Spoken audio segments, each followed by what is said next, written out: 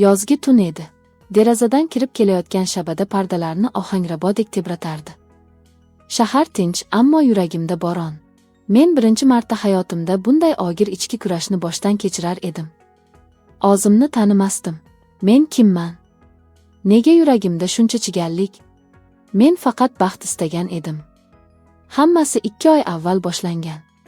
O'sha paytda men yolg'iz edim. Ish, uy, zerikarli kun tartibi. Hayotimda iliqlik yo'q edi. Shu paytda Azamat bilan tanishdim.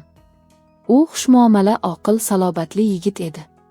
Menga doimo mehr berar, har doim yonimda turishga tayyor edi. Men u bilan o'zimni xavfsiz his qilardim. Uning quchog'ida yuragim tin olardi. Ammo ko'p o'tmay Azamatning do'sti Sherzodni uchratdim. U butunlay boshqa edi. Isyonkor, ehtirosli, ota jozibali.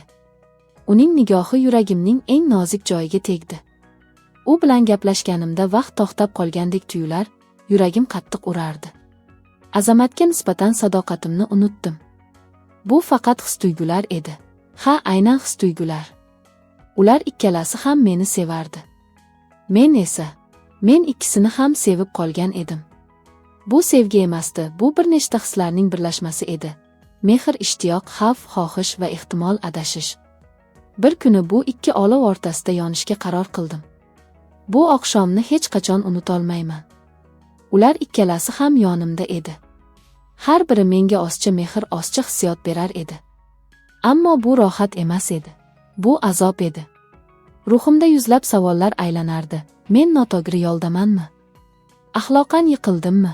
Yo'qsa bu ham haqiqatni topish yo'lmi? Ertasi kuni tongda uyg'onib, yakkama-yakka oynaga qaradim. Ko'zimda yosh, o'zimdan nafratlandim. Lekin shunda bir narsa tushundim. Men hali o'z yo'limni topmagan, o'zini izlab yurgan bir ayol edim. Bu tajriba, bu sinf, bu xatolik, bularning hammasi meni haqiqatga yetaklardi. Men ularga tushuntirdim. Ular meni tinglashdi. Garchi yuraklari ezilgan bo'lsa-da, ikkisi ham menga ruhan yordam berdi. Endi men yolg'izman, lekin men endi kuchliman. Men bilaman, baxt degani faqat rohat emas, bu o'zini tushunish, kechirish va saboq olishdir. Men bu hikoyani sizga faqat bir narsani aytish uchun yozdim. Hayotda biz xatoga yo'l qo'yishimiz mumkin. Ammo har bir xato bu yangi yo'lning boshlanishi. Muhimi o'zimizni yo'qotmaslik va saboq olish. Kunlar o'tib, yuragimdagi chigalliklar tarqamagani sayin, ichimda boshqa bir his kuchayib borardi. O'zimni sinab ko'rishga, qarorlarim ortidagi haqiqatni topishga bo'lgan ehtiyoj. Ko'nglimda uzoq tortingan, lekin baribir doimiy qaytib keladigan savol tugildi. Agar men ikkalasini bir joyga chaqirib haqiqatimni ochsamchi? O'zimni 100% ochiq qo'ysamchi? Qo'rquvdan emas, hayotimni o'zgartirish uchun. Shaharning chekkasidagi sokin, hashamatli mehmonxonani tanladim. Ichkarisi jimjit, yorug'lik sust, lekin iliq. Derazadan shahar chiroqlari ko'rinib turardi. Go'yo yuzlab ko'zlar mening ichki sirlarimni kuzatgandek. 2 kishilik emas, 3 kishilik xonani oldim. Bu kecha oddiy tun emasdi. Bu mening ichki burilishim, ichimdagi adashgan istaklarni tinglash kechasi edi. Avval Azamat keldi. U o'ziga xos halollik bilan kirib keldi. Ko'zlarida savollar bor edi, lekin gapirmadi. Uning orqasidan Sherzod paydo bo'ldi, yurishi ishonchli, nigohi dadil. U eshikni yopdi va menga tikildi. Men ularning qarshisida turdim. Yuragim urardi, qo'llarim titrar, lekin ko'zlarimda qat'iyat bor edi. Ularni bir-biriga qarashga undadim. So'zlarsiz tushundik, bu kecha men kimnidir tanlamoqchi emasdim. Men o'zimni tanimoqchi edim. Tun asta-sekin yuraklarning ritmiga mos ravishda harakatlana boshladi. Har bir daqiqa ichki ziddiyatimni yoritdi. Har bir teginish, har bir nafas bu his-tuyg'ularning so'nggi darajadagi choqqisi edi. Bu rohat emasdi, bu izlanish edi. Ko'zlar yumilganda, tanalar yaqinlashganda, yuraklar jimjimador, shovqinli shahar ichra o'z yo'lini topgandek edi. Tong nurlari devordan sirgalib xonaga kirar ekan, men oynaga qaradim. Bu safar boshqacha qarash edi. Ko'zlarimda pushaymon emas, balki chuqur tushuncha bor edi. Endi men anglagandim, ba'zida odam hayotdagi murakkab, hatto jamoatchilik qoralaydigan qarorlar orqali ham o'zini topadi. Bu kecha menga saboq berdi. Rohat orqali emas, balki halollik orqali ozligimga yetdim. Ular menga hech narsa demadi. Faqat bir-birlariga qarab, so'ng menga xotirjamlik bilan bosh irgashdi. Bu jimjit tan olish edi. Ular ham, men ham bilardik, bu o'tgan tun bizni bir umr o'zgartirib yubordi. Men ularni kuzatib qo'ydim. Ular ketdi. Men esa deraza oldida bir muddat o'tirib qoldim. Yuragimda yengillik bor edi. Endi men yolg'iz emasdim. Endi men o'zim edim. Mehmonxonadagi o'sha tun orqamda qolgach, hayotim endi avvalgidek bo'lmadi. Tashqaridan qaraganda hech narsa o'zgarmagandek edi. Ko'cha hanuz shovqinli, odamlar shoshqaloq, telefonimda xabarlar tinmaydi.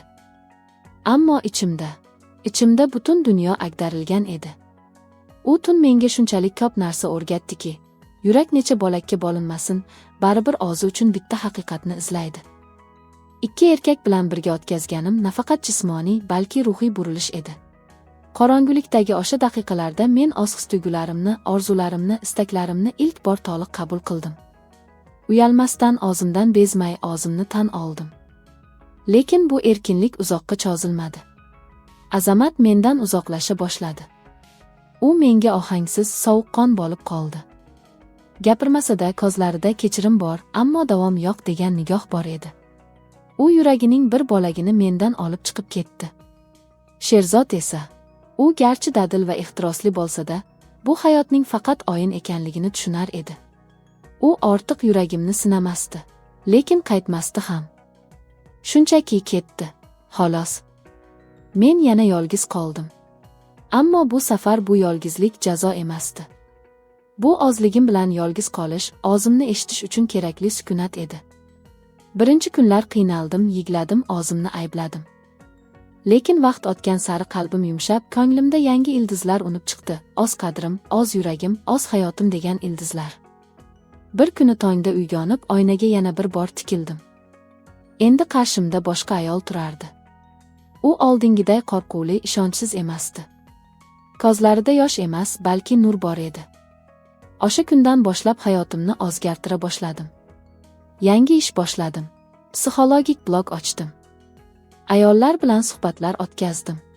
O'zim kabi ichki ziddiyatlarni boshdan kechirganlarga yordam bera boshladim. Hikoyamni boshqalarga aytdim, ular esa menga o'z dardlarini aytdi. Shunda tushundim, bu hayotda faqat men emasman. Har bir ayolning ichida qamalgani, o'z hislarini gapira olmay jamiyatdan qo'rqib yashayotgan bir men bor. Hayotda tanlovlar og'riqli bo'lishi mumkin. Biz ba'zida tushunarsiz yo'llarga kiramiz, yuragimiz ikkiga bo'linadi, hayot sinaydi. Lekin bu sinovlar orqali biz asl o'zligimizni topamiz. Har qanday tushkunlik yangi yuksalish bosqichi. Har qanday yo'qotish o'zini qayta topish imkonidir.